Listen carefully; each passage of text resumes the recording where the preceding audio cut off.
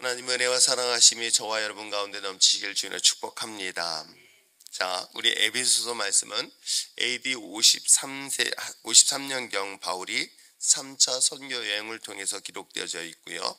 소아시아의 항구 도시이며 또한 새로운 로마라고 불리울 정도로 문화가 발달된 도시이기도 합니다. 그곳에서 바울은 3년 동안 복음을 전하였던 사역의 흔적들이 있었고요. 특별히 그것 또한 마찬가지로 미신, 우상이 굉장히 발달된 그런 도시이기도 합니다. 자, 이러한 그 에베소 사람들에게 예수를 믿고 그리스도인 된 사람들에게 과연 복음은 어떻게 전달하고 있는가? 바울은 이 본문을 통해서 전하고 싶었던 복음의 세 가지 내용을 살펴보려고 합니다. 그 내용을 좀 더 정리해 준다면 여러분 이렇게 이해하시면 되겠습니다. 선택하심에 대한 영적 축복이 있었고요. 또한 속량하심에 대한 영적인 축복이 있었고, 또 뿐만 아니라 하나님께서 보증하심에 대한 영적인 축복에 대한 이야기를 세 가지를 통해서 살펴보려고 합니다.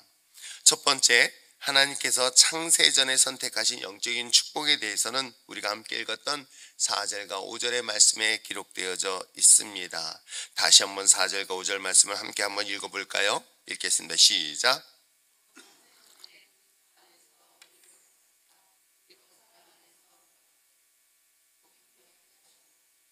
그 깊으신 뜻대로 우리를 예정하사 예수 그리스도로 말미암아 자기의 아들들이 되게 하셨으니 그렇습니다.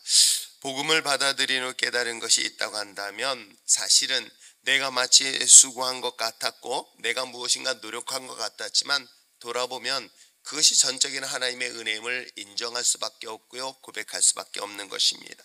마치 내가 조금이라도 은혜 가운데 내가 좀 열심을 다했더니, 내가 뭔가 수고를 했더니, 내가 뭔가 노력을 했더니 하나님의 내게 은혜를 주신 줄 알았던 시절도 과연 있었습니다. 근데 돌아보니 이 또한 모든 것이 하나님이 정하신 것이고 하나님의 선택한 결과임을 고백할 수밖에 없는 것이 바로 하나님의 십자가의 은혜가 아닐까 생각합니다.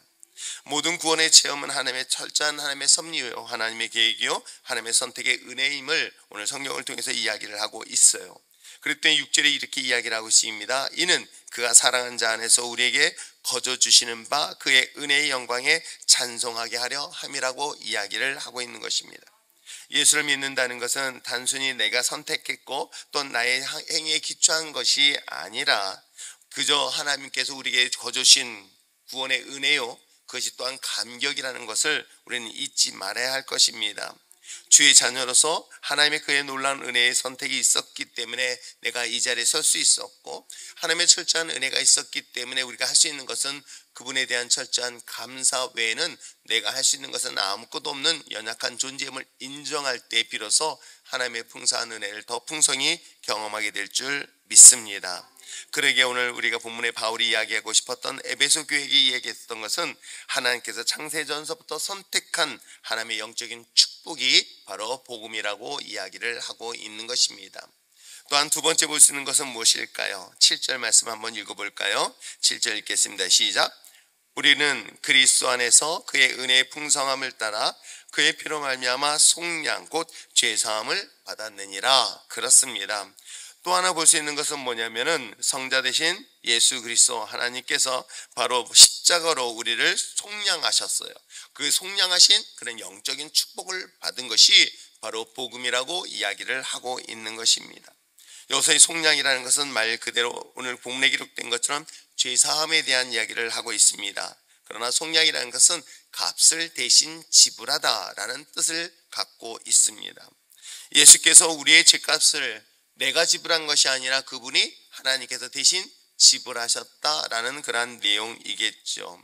용서에 있어서도 우리가 하나 감사함은 바로 이와 같이 우리의 모든 죄값을 지불한 것을 떠나서 더 나아가서 우리를 하나님의 자녀로 삼으셨다는 것 또한 얼마나 우리에게 감사한 일인지. 물론 이 본문을 우리가 현재 시점에서 읽는 것보다는 2000년 전에 5세기 이전에, 그러니까 1세기 이전에 유대인들, 전통적 유대의 종교를 가진 사람들이 예수를 믿고 개종을 하게 되었습니다. 구약시대 5대 전통적 신앙을 가졌던 사람들에게서는 이거는 감히 상상할 수 없는 은혜라고, 범접할 수 없는 은혜라는 것 더 깊이 느낄 수밖에 없는 이유가 무엇 때문일까요? 여러분, 자신들은 자신들의 죄와 허물을 위하여 뭔가 지불을 했던 것이 있었습니다. 어찌 보면 1년 동안 농사한 것 중에 가장 소중한 것들을 구별했습니다. 심지어는 흠없는 양과 염소를 준비해야만 됐을 것입니다. 그리고 그것을 드리기 위하여 먼 거리 마다하지 않고 최선을 다하여 준비했던 것 또한 구약시대의 전통적 예배를 드렸던 유대인들의 습관이고 훈련이었던 것이겠죠. 그렇기 때문에 자기는 거기에는 정성이 있었던 것입니다. 수고가 있었던 것이겠죠. 땀 흘림이 있었던 것입니다. 흠이 없는 짐승을 하나님께 드리기 위한 그 수고는 굳이 설명하지 않아도 알 것입니다. 더군다나 하나님의 성전이 가장 근거리에 있었던 것이 아닌 정말 수십 킬로 멀리 떨어져 있다고 하면 상상해 보시기 바랍니다. 그들을 어깨에 메고 그 먼 거리를 가야 되는 그 과정의 수고는 굳이 눈으로 우리가 직접 경험하지 않아도 충분히 알 수 있을 것입니다. 그와 같이 자기의 수고가 있었고 정성이 있었습니다. 그 정성과 수고하여 하나님 앞에 드려서 무엇을 용서받았습니까? 죄만 용서를 받았습니다. 그런데 예수님의 십자가의 사건은 놀랍게도 내가 수고한 것이 아무것도 없는 거예요. 내가 노력한 것이 아무것도 없는 거예요. 나는 아무것도 한 것도 없는데도 불구하고 나를 대신하여 대신 주님의 십자가의 죽으심으로 인하여 내 대신 지어질 모든 죄를 감당하셨다. 이것만으로도 큰 은혜입니다. 그런데 하물며 어떻습니까? 내 죄를 용서한 것만으로도 그들에게는 감사합니다라고 해서 감사 제사를 드렸는데, 더 중요한 것은 나를 하나님의 자녀로 삼으셨다까지 이야기했으니, 이 또한 2000년 전 이 유대의 전통적 신앙을 가진 그들에게 있어서는 예수님의 이 제사는, 예수님의 십자가의 희생은, 이 십자가의 복음은 엄청난 놀라운 충격과 감동과 감격이 있는 것은 마땅하지 않을까요? 그러므로 그들에게 있어서 이 속량의 영적 축복은 그야말로 우리 마음속에 더 깊이 와닿아야 될, 더 깊이 다가와야 될 하나님의 은혜가 있다는 것 또한 잊지 마시기를 부탁드립니다. 그러면서 8절과 9절 같이 이런 이야기를 하게 되었습니다. 자, 8절 9절 말씀을 다시 한번 읽어오시길 바랍니다. 읽겠습니다. 시작. 그 뜻의 비밀을 우리에게 알리신 것이요, 그의 기뻐하심을 따라 그리스도 안에서 때가 찬 경륜을 위하여 예정하셨습니다 라고 이야기를 하고 있어요. 그렇습니다. 이제는 우리가 하나님의 자녀로서 어떤 이야기냐면 당신의 비밀까지도 우리에게 맡긴 자가 되었다라고까지 이야기를 하고 있는 거예요. 물론 여기서의 비밀이라는 것은 여러분 유대인들이 갖고 있는 사고적 개념에서 이해하셔야 될 것입니다. 여러분, 하나님의 비밀을 맡은 자는 아무에게 맡기지 않습니다. 여러분도 마찬가지 아닐까요? 여러분에게 가지고 있는 중요한 비밀을 맡깁니다. 비밀 키번호를 맡기거나 아니면 어떤 중요한 걸 맡길 때 내가 신뢰하거나 내 분신과 같은 자에게 맡기지, 믿지 않는 자에게는 절대 맡길 수 없는 것이겠죠. 특별히 유대인들에게서의 하나님의 비밀을 맡은 자는 예언자를 말하는 것이고 선지자를 말하는 것입니다. 그렇다면 어떤 사람들이니까 하나님의 특별하게 기름 부음 받은 자, 그러면 유대인들은 머릿속에 딱 떠오르는 사람들은 모세와 같은 자, 엘리야 같은 자 같은 그런 훌륭한 인물로 생각하고 있는 거예요. 그런데 놀랍게도 예수님의 십자가의 속량은 바로 저와 여러분에게도 그와 같은 하나님의 비밀을 맡은 자로서 그와 같은 하나님의 존귀한 존재라는 사실을 성경은 우리에게 이야기하고 있기에 이것이 또한 하나님의 큰 은혜요 축복이라는 것을 우리는 믿고 깨닫고 입술로 고백하는 저와 여러분 되시길 부탁드립니다. 마지막으로 볼 수 있는 것은 무엇일까요? 우리가 성경의 본문에 기록되어 있는 13절 14절 다시 한번 성경을 통해서 읽어볼까요? 읽겠습니다. 시작.